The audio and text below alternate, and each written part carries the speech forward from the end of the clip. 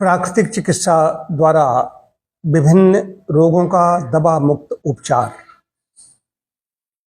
प्रिय बंधुओं, आज इस विषय को लेकर के उपस्थित हूं। प्राकृतिक चिकित्सा द्वारा हम कैसे उपचार करते हैं जिसमें दवाएं बिल्कुल नहीं दी जाती। जो प्राकृतिक चिकित्सक दवाएं दे रहे हैं वे प्राकृतिक चिकित्सक नहीं हैं, ये अच्छी तरह समझ लीजिए। मेरे पास राष्ट्रीय राजधानी से एक महिला आई, उसने बताया कि वहाँ पर जहाँ जहाँ हो गई वहाँ वहाँ उसको दवाएं दी गई। प्राकृतिक चिकित्सालयों में गई फिर भी दवाएं दी गई। तो कहा कि हम तो प्राकृतिक चिकित्सा में दवाई नहीं दी जाती। तो कहा नहीं, यहाँ दवाई दी जाएगी। कुछ लोग देते होंगे, कैसे देते होंगे हालांकि सिद्धांत है नहीं। जो प्राकृतिक चिकित्सक ठीक होगा वो दवाई नहीं देगा, पहले ही समझ लीजिए। तो दवा रहित उपचार कैसे होगा? जिन 5 तत्वों से हमारे शरीर का निर्माण हुआ है उन्हीं तत्वों से इसका उपचार किया जाता है। यदि हमारी स्वस्थ दिनचर्या रहे, अच्छी जीवन शैली हमारी रहे तो हम रोगी नहीं होंगे। ये स्वास्थ्य रक्षा का सिद्धांत है, स्वस्थस्य स्वास्थ्य रक्षणम आतुरस्य विकार प्रशमनम च। आयुर्वेद का भी ये सिद्धांत है, स्वस्थ व्यक्तियों के स्वास्थ्य की रक्षा करना, जो आतुर है, रुग्ण है, उसके रोग को दूर करना। तो रोग को दूर कैसे करेंगे? दवाएं हैं नहीं, संस्कार दवाओं पड़ गए हैं। सदियों से सिखाया जाता रहा है कि रोग अनेक है, उनकी दवाएं अनेक है। ये विचारधारा मनुष्य के दिमाग में इस गहराई से बैठ गई है कि जब तक व्यक्ति दूसरी दवा नहीं पा लेता वो पहले नहीं छोड़ना चाहता। संस्कार ऐसे हैं कि दवाई हम कैसे छोड़ दें। तो दवा रहित उपचार क्या है? 5 तत्वों से शरीर का निर्माण हुआ है, उन्हीं से उपचार करते हैं। कैसे उपचार करते हैं इसको समझिए। हम लक्षणों को नहीं दबाते, हम कारणों पर, उसकी जड़ क्या है, मूल क्या है, उस पर प्रहार करते हैं। जैसे कोई वृक्ष है तो उसकी शाखाएं पत्ते अगर काटते रहेंगे तो नए नए शाखाएं पत्ते निकलते रहते हैं। उसकी जड़ को काट देते हैं तो सब कुछ पेट समाप्त हो जाता है। यही चीज लागू होती है हमारे शरीर पर कि मूल कारण क्या है।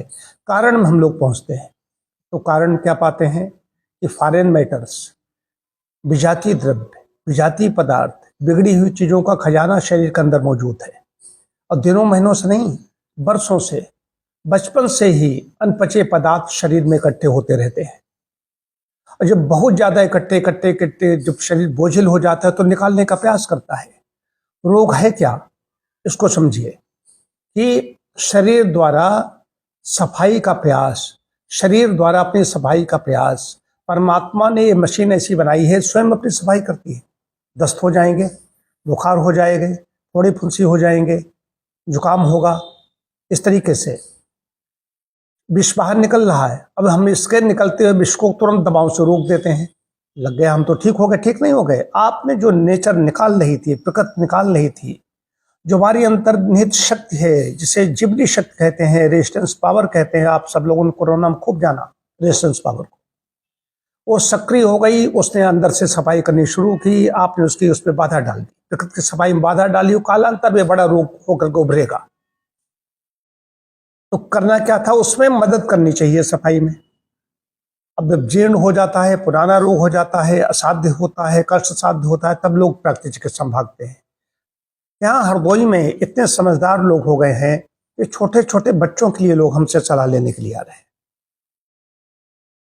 महिलाएं, अगर महिला डिपार्टमेंट देखें तो हमारे पास वेटिंग में, प्रतीक्षा में लोग रहते हैं कि हमारे यहाँ बहुत इत्मीनान से काम किया जाता है। यहाँ पर ले नहीं, एकदम एक से ऊपर चढ़े बैठ रहे हैं, सबका टाइम निश्चित होता है।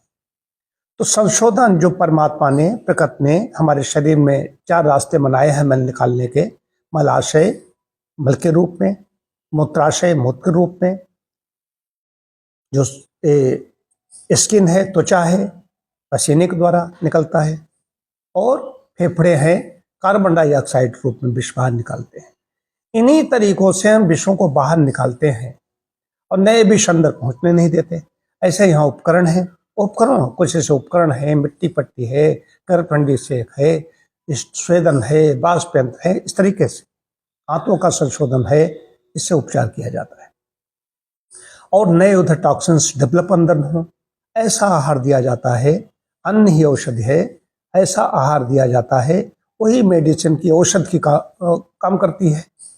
और डाइट होती है, औषध का काम करती है, ये समझिए। तो आपको हमने ऐसी डाइट दे दी जिससे नए टॉक्सिन्स अंदर डेवलप नहीं हो रहे हैं, और जो अंदर हैं विषाक्त पदार्थ जिसे प्रकृति निकालना चाहती है लेकिन असमर्थ हो गई है, शरीर की अंतर्निहित शक्ति है वो उसको नहीं निकाल पा रही है, तो हम लोग उसको मदद करते हैं, सहायता करते हैं कि उसको सफाई करने में, और व्यक्ति चंगा हो जाता है, पहले की तरह चंगा हो जाता है, कोई भी हो। और इसमें क्रॉनिक पेशेंट ही आते हैं, पुराने रोगी ही आते हैं, बहुत समझदार हैं, उनको कोई भी समस्या होती है वो आ जाते हैं कि हमें समस्या हुई है, 5-7 दिन में ठीक हो जाएगी, वही पुराना रोग हो जाएगा, ज़्यादा समय में ठीक होगा। वही समझिए, छोटा पौधा है तो ऐसे उखाड़ दो, जड़ सहित उखड़ जाएगा, और जब बड़ा हो जाता है तो उस पर तमाम प्रकार के आरे चलते हैं, कुल्हाड़ी चलती है, तब जाकर उसको काट पाते हैं। तो रोग के बारे में भी ही लागू होता है कि उस प्रारंभ में ही एक्यूट डिजीज है, नया है, तभी संशोधन चिकित्सा कर ली तो हो गया, नहीं कालांतर में बड़ा रोग हो जाएगा, कभी न कभी होगा ही होगा। दवाओं द्वारा रोकते रहेंगे तो रोग बड़ा होगा। दवाओं के मैं खिलाफ नहीं हूँ, दवाओं का विरोधी नहीं हूँ, दवाओं का अपना काम है। कहीं कोई सडन हार्ट अटैक हो गया किसी को, हालांकि हमारे यहाँ व्यवस्था में हार्ट अटैक नहीं होने देंगे, हार्ट अटैक हो गया, कहीं कोई एक्सीडेंट हो गया, टूट फूट हो गई, तो उसके लिए वो व्यवस्था है। सर्जरी है, कहीं कुछ आवश्यक है, उसकी वो व्यवस्था है। यहाँ पर क्या व्यवस्था है? स्वस्थ व्यक्ति की स्वास्थ्य रक्षा करनी है। और कई पुराने जो मधुमेह से, डायबिटीज है, मोटापा, ब्लड प्रेशर, रिमेटिक प्रॉब्लम, जोड़ों के दर्द, इनका कहीं उपचार है ही नहीं। आप देख लीजिए, आप देख लीजिए, मधुमेह का रोगी कोई धरती पर ठीक हुआ हो, नेचुरोपैथी में ठीक होगा, आयुर्वेद में ठीक होगा, ऐसी पद्धतियों में ठीक होगा। मॉडर्न मेडिसिन उसका कोई उपचार नहीं हो, कहेंगे दवाएं बराबर खाओ, इंसुलिन बराबर लो। हम लोग रिवर्स उसको भी करते हैं। बस एक आपको मैंने उदाहरण दिया, ये सर्वत्र आप समझ लीजिए। हमारे यहाँ कई ऐसे जॉइंट्स पेन के रोगी पुराने हर जगह से निराश घूम करके आते हैं, लोग बताते हैं वहाँ जाओ, उनको दवाएं बंद कर देता हूँ, उसके बाद भी उनको आराम मिलती है। क्यों आराम मिलती है? कि हम संशोधन करते हैं, ये आप समझ लीजिए।